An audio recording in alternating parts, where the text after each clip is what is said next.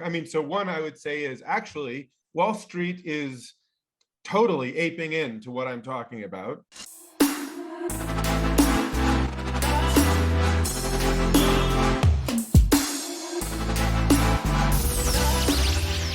But the question now is, I mean, yes, this is valuable, but to bring this into the financial world, I mean, everybody on Wall Street would say, okay, yes, I get your point, but in order to basically sell this asset or to make this asset profitable, there must be a buyer for this. So where is the buyer in this story, and how does the whole procedure, what does the whole procedure look like? Yeah, so let's zoom back. I mean, so one I would say is actually Wall Street is totally aping into what I'm talking about. Wall Street itself is creating a market, a public market for companies that own these ecological assets. There was a bunch of news about it. Folks can Google, Wall Street natural capital market, and stuff will come up. So I'm a firm believer that we need to do this in a decentralized, democratized way. We can't we need to out cooperate the competition there and create an eco fintech infrastructure that is really high quality and community governed. But that's sort of an ideological or philosophical perspective. The market is already moving this direction. Whether or not DeFi is in on it, this is the future.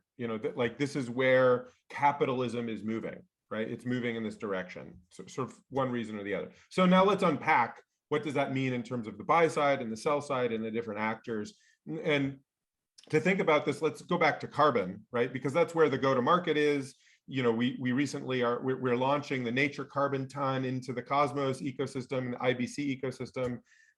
So it's sort of like a living, breathing thing that's been happening, and there's been governance on osmosis around it. So I think this will be more practical for folks to dig their teeth into. So carbon credits represent sort of they're a commodity that represents the right for a business to retire that carbon credit and cancel emissions that are on their balance sheet.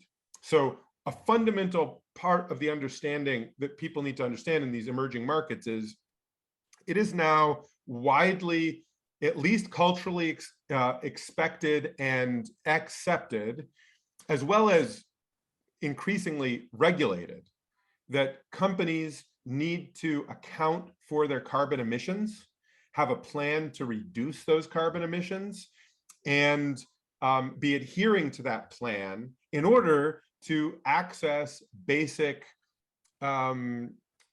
business functions like insurance or lending products, right? And so increasingly, this is all to say that it's in the fiduciary duty of corporate executives to be balancing their carbon budget.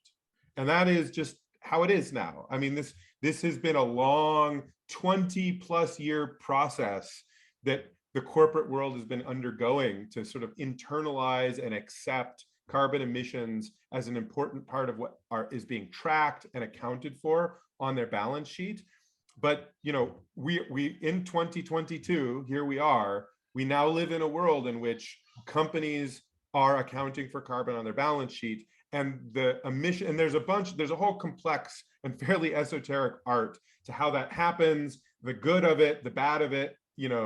Some elements are problematic, some elements are inspiring. It's complicated, right? And we don't need to go into all of the details there, but that's the basics. Is corporations are accounting for carbon emissions on their balance sheet. That means it's a liability. And so what a carbon credit is an asset that you can purchase as a company and you can retire, and it cancels that liability with an asset. So you have the creation of a new asset class and a commodity, right? It's a commodity because it gets used like wheat or oil. It's not something that you just trade forever. It's a feedstock for economic activity. In this case, that economic activity is balancing the carbon budget of a company in order to meet your fiduciary duty and be able to get insured and get qualify for lending and all these other things that companies need to do in order to sort of stay alive and stay afloat. This sounds like super interesting because you basically talk about an emerging demand here that emerged over the past years, that you basically have to have these kinds of assets in your portfolio. But is this a thing that is like, or is this the situation like worldwide? So if I'm a US company, like let's say a large US company, and I'm talking to my CFO, will my CFO say, okay, you definitely need like at least a part of these assets in your portfolio, but would it be completely different if I would, I don't know, have a company in China where, I don't know, this is not a necessity. So can you talk a little bit about this? The markets are global, although it is different in different places. So in Europe is the most advanced, I guess, market. There is a compliance market in the Eurozone. Carbon is trading, or was, I haven't actually checked since the war in Ukraine, but carbon was trading above $100 a ton. So it was like 95 euros or something per ton of carbon in the compliance market, which was a monumental threshold when that happened. It's a big deal. The price of carbon is $100 a ton. I mean, it's just a big deal. It's kind of, yeah, so it's mind-blowing. Yeah, and carbon markets in China do exist. China has been implementing, cap and trade regulatory market as well. That just got stood up about a year ago. In the United States, there's different regional carbon markets, but there's also very, very strong demand in North America, the United States and Canada, as well as sort of Latin America and, the greater sort of Asia Pacific economic zone for voluntary carbon markets. So it's just really important to understand that stakeholders, shareholders are holding companies responsible, even in places that there are not regulatory regimes around enforcing carbon trading. So in the United States, there is not a federal level carbon market, although it appears that that's going to be emerging in the coming years.